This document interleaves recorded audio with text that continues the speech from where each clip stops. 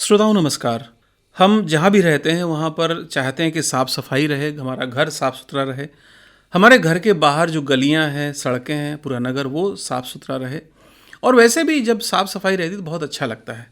अगर हम किसी रास्ते से गुजरते हैं वहाँ पर सफाई हो, नालियों में पानी इकट्ठा ना हो, अच्छा लगता है। और यदि वहीं कहीं कूड़ा करकट है, नालियों में पानी भरा हुआ है, अच्छी खुशबू या क्या कहें बदबू आ रही है तो बहुत ख़राब लगता है, वहाँ जाने का मन नहीं करता है। और इन सब चीज़ों पर एक प्रभावी ढंग से काम करने के लिए स्वच्छ भारत मिशन की परिकल्पना की गई। माननीय प्रधानमंत्री मोदी ने स्वयं लाल किले से इस बात पर काफ़ी बल दिया कि हमें अपने घर को, अपनी गलियों को, पूरे नगर को और देश को साफ सुथरा रखना है। तो इसी विषय पर बात करने के लिए स्वच्छ भारत मिशन के परियोजना प्रबंधक श्री के पांडे जी हमारे बीच हैं। पांडे जी, आपका स्वागत है। नमस्कार। नमस्कार। पांडे जी, ये बताएं कि ये जो हम लोग साफ सफाई की बात कर रहे हैं स्वच्छ भारत मिशन के अंतर्गत, जी तो एक योजना चल रही है कि जो घर का कूड़ा होता है जी जी उसको हम घर से उठा लें और जहाँ भी कूड़ा घर है, डंपिंग पॉइंट है, वहाँ तक ले जाएं। तो ये योजना क्या है, इसके बारे में बताएं। एक्चुअली क्या है कि जो हमारा शहर है, शहर को हमें प्रधानमंत्री मोदी जी का परिकल्पना है कि हम जो है घरों से जो निकलने वाला कूड़ा है उसको हम सड़क पे न डाल के जी उसको हम सीधे उठाएं और जहां हमारा प्रोसेसिंग प्लांट लगा हुआ है या डंप साइड है अगर तो वहां पे लेके जाएं। एमआरएफ लगे हुए हैं, जैसे सूखा गीला कूड़ा अलग अलग हमें मिल रहा है, अलग गीला अलग गीले कूड़े से जो है खाद बनाने के लिए प्रोसेसिंग यूनिट पे चला जाएगा। हमारा एमआरएफ बना हुआ है, सूखा कूड़ा वहाँ चला जाएगा, वहाँ से प्रोसेसिंग करके सूखे कूड़े का निस्तारण किया जा सकता है वहाँ से। जी, यानी योजना ये है कि हम घर से कूड़ा उठाएं और सीधे जो आपने प्लांट्स बताया। अच्छा, इन प्लांट्स में क्या होता है कूड़े का, तो उसके बारे में थोड़ा विस्तार से बताइए। जैसे अभी आपने बताया कि गीले कूड़े से हम खाद बनाते हैं, सूखे कूड़े से। ये आगरा में कहाँ पर है और कैसे ये प्रोसेस करते हैं? देखिए, आगरा में एक तो हमारा सेंट्रलाइज है प्रोसेसिंग प्लांट है जी वो कुबेरपुर में बना हुआ है।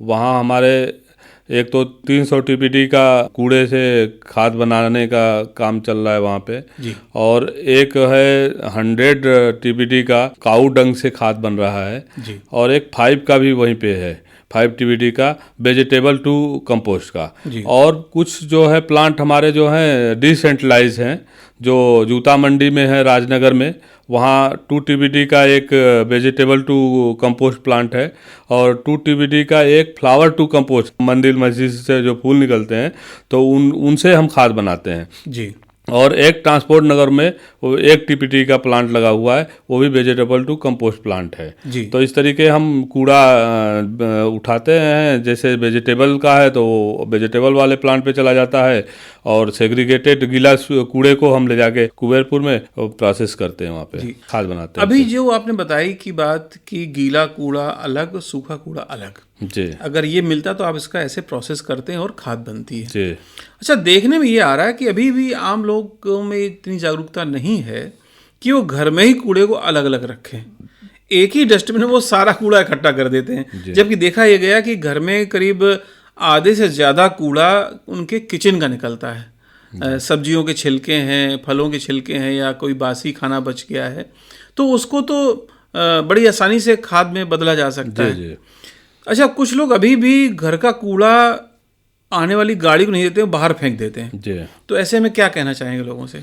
एक्चुअली क्या है कि देखिए, जो हमें सॉलिड वेस्ट मैनेजमेंट रूल 2016 में जो प्राविधान है उसमें है कि कूड़े को स्रोत पे ही सेग्रीगेट करना। जी तो हम उसके लिए पब्लिक में अवेयरनेस कर रहे हैं, उनको जागरूक कर रहे हैं कि आप जो है 2 डस्टबिन भी हमने नगर निगम ने हाउस होल्ड को बांटे हैं और हम होम कंपोस्टिंग को बढ़ावा दे रहे हैं कि आप, हमने कंपोस्ट बिन दिया है, उसमें आप घर में ही खाद बना सकते हैं और जो है सूखे कूड़े को आप सेल कर सकते हैं। सूखे कूड़े में ऐसे आइटम होते हैं जिसको आप कबाड़ी को देंगे तो आपको कुछ ना कुछ पैसा तो मिल ही जाएगा। जी तो इस तरीके का ये हम बढ़ावा दे रहे हैं कि होम कंपोस्टिंग ज़्यादा से ज़्यादा लोग करें, जिससे कि कूड़ा घर में ही खपत हो जाए और वहाँ वो खाद बनाए, उस खाद से अपने बागवानी में, अपने गमले में वो इस्तेमाल करें। लेकिन बहुत लोग नहीं कर पाते या बहुत लोगों के पास जगह नहीं होती, उनके लिए विशेषकर डोर टू डोर गाड़ियाँ जो आ रही हैं, हम उनसे अपील यही करेंगे कि वो डोर टू डोर गाड़ी को ही कूड़ा दे और कूड़ा इधर उधर सड़कों पे न फेंकें। सड़क पे कूड़ा फेंकने पे जुर्माना भी है। अभी नगर निगम थोड़ा उतना फोर्स नहीं कर रहा है लोगों को, लेकिन अगर वो कूड़ा सड़क पे फेंकेंगे तो उसमें जुर्माना भी लगेगा, वो डिसाइड है। और कूड़ा जो है शहर में कहीं भी किसी भी स्थान पे डंप साइट में अगर पाया जाएगा तो हमारे शहर की स्वच्छ सर्वेक्षण में रैंकिंग गिरेगी। हमारा शहर जो है जो प्रतिभाग कर रहा है वो प्रतिस्पर्धा में नहीं आ पाएगा।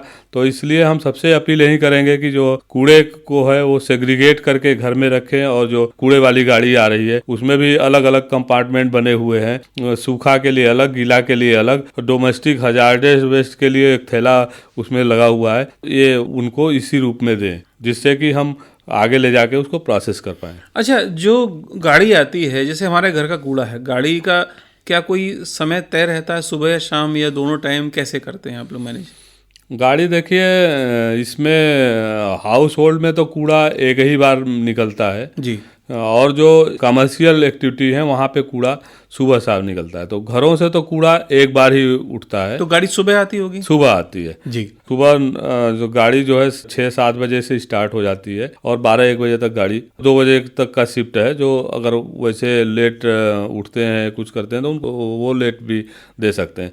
और जो है कमर्शियल एक्टिविटी में 2 बार कूड़ा उठता है, सुबह और शाम। अच्छा, जैसे किसी कॉलोनी के लोग, रहने वाले लोग हैं जो परंपरागत रूप से जो सफाई कर्मचारी हुआ करते थे या घरों में जो काम करते हैं, आया है काम करते हैं, कोई घर के लोग नौकर काम करते हैं, वो लोग कूड़ा बाहर फेंकने जाते हैं, तो उनको ये बताना पड़ेगा कि भाई बाहर ना फेंक कर गाड़ी में ही कूड़ा दिया जाए। देखिए, कूड़े की जिम्मेदारी स्वयं की है, क्योंकि कूड़ा हम जनरेट कर रहे हैं तो हमारी ही जिम्मेदारी है कि हम कूड़े को जो है व्यवस्थित उसको कहीं उचित स्थान पे दें। तो नगर निगम तो एक माध्यम है, आप उनको दे सकते हो, लेकिन आपके घर से जो आपने सर्वेंट को रखा है या घर के लोग हैं, कूड़ा अगर लेके जा रहे हैं और बाहर फेंक दे रहे हैं तो उनको आप टोकिए। अपने घर को ही नहीं, मोहल्ले के लोग भी अगर आप कूड़ा फेंकते हुए पाए गए, मतलब मिल रहे हैं, तो उनको आप टोकिए कि यहाँ कूड़ा फेंकने का स्थान नहीं है, नगर निगम की गाड़ी आती है, आप कूड़ा उनको दीजिए। जी। अच्छा, ये पांडे जी देखने में आया कि जो गेट बंद कॉलोनियाँ हैं उनमें कहीं 50, 100, 150 या उससे ज़्यादा घर हैं,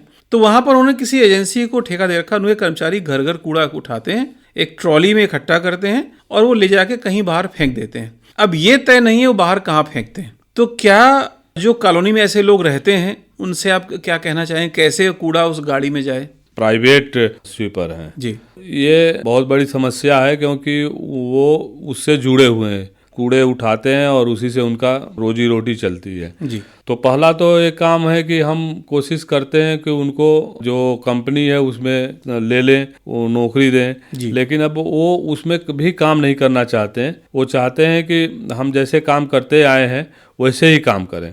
तो उसमें क्या है कि उनको जो प्राइवेट कॉलोनियां हैं उनको काम करने दें वहाँ पे, लेकिन उनसे ये कहें कि जो कूड़ा है वो तुम इधर उधर नहीं फेंकोगे, वो कूड़ा जो नगर निगम की गाड़ी आ रही है उसी में जाएगा। अच्छा, क्या कूड़ा उठाने के एवज में क्या कोई शुल्क भी आगे लगाया जाएगा? कूड़ा उठाने के एवज में शुल्क है, क्योंकि कूड़ा उठाने में देखने में तो बहुत छोटा शब्द लग रहा है कि कूड़ा उठाना, जी, लेकिन ये बहुत बड़ी मशीनरी का काम होता है। बिल्कुल बिल्कुल। तो इसमें बहुत से मैन पावर लगे होते हैं, गाड़ियां लगी होती हैं, हजारों कर्मचारी हैं, प्रोसेसिंग यूनिट है हमारी, तो बहुत खर्चा आता है। तो खर्चे को मीट आउट करने के लिए जो है हम उसमें नॉमिनल चार्जेस जो है वो लगाते हैं, जो निर्धारित है। जैसे झुग्गी झोपड़ी है उनके लिए हमने फ्री कर रखा है, HIG, MIG ये सब हैं, इनके लिए मतलब 50 रुपए से लेके 100 रुपीज़ तक रखा हुआ है महीना। हाँ, तो बहुत महंगा नहीं है, बहुत आसान है, मामूली है। कमर्शियल एक्टिविटी के लिए अलग है, होटल रेस्टोरेंट के लिए अलग है, बल्ब जनरेटर जो हैं उनके लिए अलग है। जी। तो आपको क्या लगता है कि जो स्वच्छ भारत मिशन है आने वाले समय में आगरा की तस्वीर कैसे होने वाली है? देखिए, स्वच्छ भारत मिशन जो प्रधानमंत्री जी ने 2 अक्टूबर 2014 को लॉन्च किया था, उसके बाद से स्थिति में काफ़ी सुधार आया है। शहर में आप देख रहे होंगे कि शहर में पहले की अपेक्षा काफ़ी सफाई है, लोगों में अवेयरनेस है, क्या था, पहले लोग खुले में कहीं भी बैठ के शौच कर लेते थे, लेकिन ये स्वच्छ भारत मिशन आने के बाद हमने जो है यहाँ पे नगर निगम से कम्युनिटी टॉयलेट बनवाए, इंडिविजुअल हाउस होल्ड टॉयलेट बनवाए और पब्लिक टॉयलेट बनवाए, पिंक टॉयलेट बनवाए, लेडीज़ों के लिए पिंक टॉयलेट। तो इस तरीके से लोग खुले में शौच के लिए भी अब सोचते हैं, देखते हैं कि तो सोचते हैं कि गूगल मैप पे है सारा शौचालय हमारा, तो गूगल मैप पे सर्च करके वो शौचालय का यूज करते हैं। उनकी तो बस्ती के आसपास कोई ना कोई मिल ही जाता है।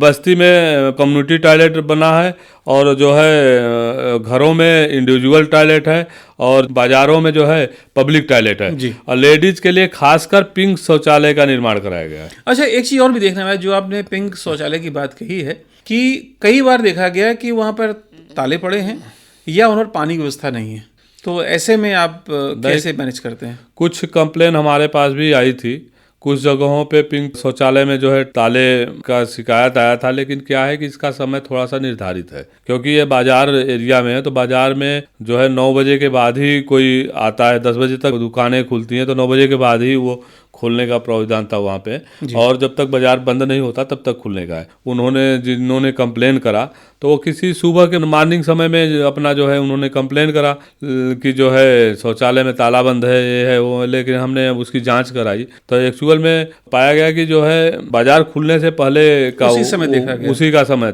वही समय था। लेकिन फिर भी हमने संज्ञान में इसको लिया, और संज्ञान में लेते हुए जो है हमने जो बेस्ट काम करती है शौचालय के रूप में, सुलभ का नाम आपने सुना होगा, तो सुलभ इंटरनेशनल को हमने फिर जो पहले का हमारा संस्था थी उसका एग्रीमेंट कैंसिल करते हुए सुलभ शौचालय को हमने दिया। जी।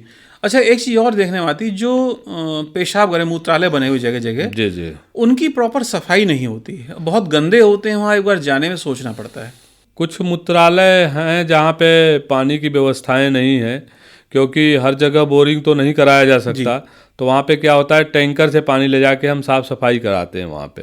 तो कभी कभी ऐसा होता है कि वहाँ पे टैंकर समय से नहीं पहुँच पाया तो थोड़ा सा गंदगी हो जाती है, लेकिन सफाई का तो हम पूरा ध्यान रख रहे हैं कि शौचालय में कम से कम सफाई रहे, मूत्रालय में सफाई रहे। के पांडे साहब, आपने बहुत विस्तार से बताया कि स्वच्छ भारत मिशन में हमारे नगर में क्या क्या हो रहा है, आगे क्या क्या योजनाएं हैं। आपसे बात हुई, आपका बहुत बहुत धन्यवाद। धन्यवाद।